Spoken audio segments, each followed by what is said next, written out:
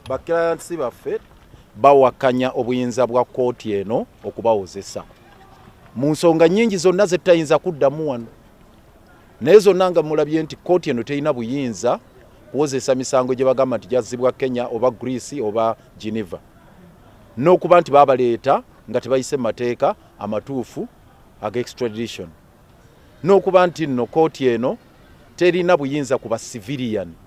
Ekintu kkooti etaputa ssemateeka kyezeddamu enkya n'eggulo entakera n'emisango gyonna ne tugireeta wano. Nekitwewunyisizza buli application gye tuteekayo dismissed, buli ke muteekayo tukagobye, so buli kye tuleeta bagoba bugobi. Awo naakula etteeka ssemateeka kirambika bulungi Article 137 nti singa oli pate emu bw'ebeesabye nti ensonga zino zigende mu kkooti etaputa ssemateeka, ono bano tebalina buyinza buzigaana nazitaputa, balina buyinza buziframinga. Naye omulabye amenye ssemateeka ey'ennyingo 137 ye n'agamba nti tagenda kuziwaayo, agaanye. Ekyokubiri, akawaayiro 225 aka UPDF Act kagamba nti atamatidde na nsala ye mu nsonga zonna n'engeri proceedings ezitambulamu oba musango gye baguddukanyamu waddembe okwekubira endulu mu kkooti esingawo. Ekyo nakyo agambye nakyo tugaanye.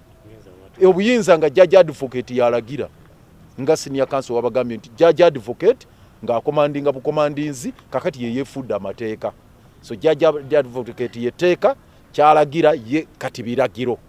So n'olw'ensonga eyo kiranti waffe ye ono bakiranti baffe bayinsistinga nti tebalina bakiranti baffe bayinsistinga nti kkooti eno tebalinaako buyinza, era kkooti teyinza bagaana kugenda mu kkooti etaputa ssemateeka, teyinza bagaana kujulira. N'olw'ensonga eyo era ne bagaa tebagenda kuteekinga puli, bo bali ne basalawo nga bwe basazeewo nti bawandiika ekyo. Neffe kye tugamba nti balina okukiteeka mu record, kukikapityalinga bulungi mu record mu biwandiiko nti bakirantisi baffe bagaanye okuteekinga puli olw'ensonga nti tebakkiriziza mu kkooti eno okubawozesa, terina buyinza, terina buyinza bwonna mu mateeka kubawozesa, era bawozesa mu bukyamu ebakaka bukasi okubeera mu kaguli n'okubawozesa. So n'olw'ensonga eyo tugenda kusala tulina enkola endala gye tugenda okulaba bwe tukikolako, titutudde kyetwagala obbakakasa titugenda kuba nga tuddayo nga legal team, tugenda kutuula ate era tutakule emitwe era tubikkula amateeka amalala bwe baziba lino ekkubo nga ate tukwata eddala, bwe baggala lino nga tukwata eddala paka lwe tunaafuna obwenkanya. Who is giving the orders? Although the regulations are very clear that he gives the advice and the court can refuse to take his advice for good reason which must be recorded. That to us means that we, the defense, can persuade the court not to take the advice of the judge advocate when it is misleading. But it's now no longer possible in this court because it's under total control of the judge advocate. One wonders then, what is the use of having a panel if the judge advocate makes all the decisions? Right now, the court refused to grant our request for a reference to the Constitutional Court on various questions, including the question of discrimination, because bringing civilians to a court-martial is discrimination when other civilians are being taken to the courts of judicature. We also challenged the territorial jurisdiction of the General Court-Martial. Our clients, Dr. Kizza Besigye and Mr. Rutale, were arrested in Kenya. Courts of Uganda have limited jurisdiction, limited to the territory of Uganda. So we had various constitutional questions, including the question of the arrest and incarceration of lawyer Aaron Chiza, who is part of the defense team of our two clients, and his absence disables their ability to defend themselves effectively. These are very substantial questions, but the court has declined, and when we have sought to appeal their ruling, and The law clearly says we have a right of appeal and uses the mandatory language, shall. The court, through the judge advocate, has declined, and even declined to hear our arguments. We are leaving this place very sad, not able to know whether the court is still going to function or it's the judge advocate, because he has totally hijacked. Our clients insist they are not subject to martial law. Yes. It's the reason they have declined to take a plea. We have persistently put across that argument. We have invoked all the relevant laws to back up that argument that our clients are not subject to military law. They are not subject to martial law, and therefore this court has no jurisdiction to try them here. So they have refused to submit to the jurisdiction of this court, and that is the reason they are not taking a plea. And it's one of the reasons we sought for leave. No, actually not leave. It's one of the reasons we had made the application to have a reference to the Constitutional Court.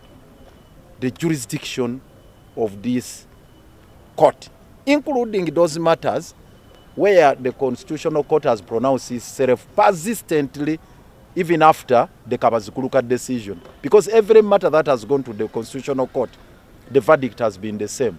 The pronouncement has, and it is self-executing. We get a shock of our life when the prosecution said, we need an order of enforcement, of execution. When indeed the constitutional pronouncement or pronouncements of the Constitutional Court are self-executing. So we still maintain our clients are not subject to martial law, and this tribunal has no jurisdiction over them, and they will not take a plea before them. That's exactly what has happened. Say I'm declining to take a plea. No, and it's up to them to record whatever plea they want, whether it's a plea of guilty or not. But in law, once one declines to take a plea, they are obliged to do to record a plea of not guilty. But they should also record that our clients refused to take plea. Therefore, the court has entered a plea of not guilty. So we are hoping that the registry will keep accurate records.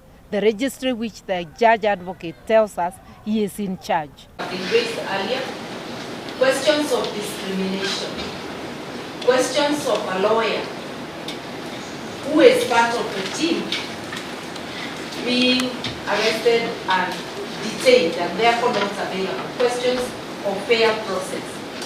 There are quite a number of questions that have not been asked before. Also the fact that there is nothing in the Constitution that gives the UPDF judicial authority over civilians.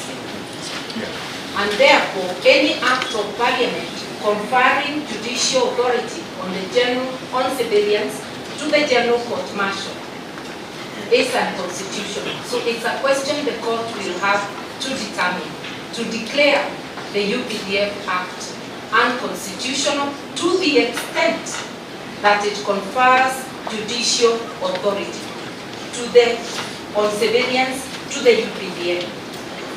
And Mr. Chairman, when you are reading your ruling, you actually found that it was not, you alluded that it was not unconstitutional. The authority to interpret the Constitution is exclusively to the Court of Appeal, sitting as a constitutional court. So it will be useful even to you and the General Court Martial to hear an authoritative interpretation from the Constitutional Court as to whether you indeed can try any civilian in Uganda. The issue of extradition from Kenya, not extrajudicial rendition, not extradition. Extradition connotes a court process where orders are made. In this case, there was no court order. We urge that those issues are more than enough, and I'm asked by my colleagues that since we have exhausted, we end it here to give the prosecutor the chance to make a rejoinder.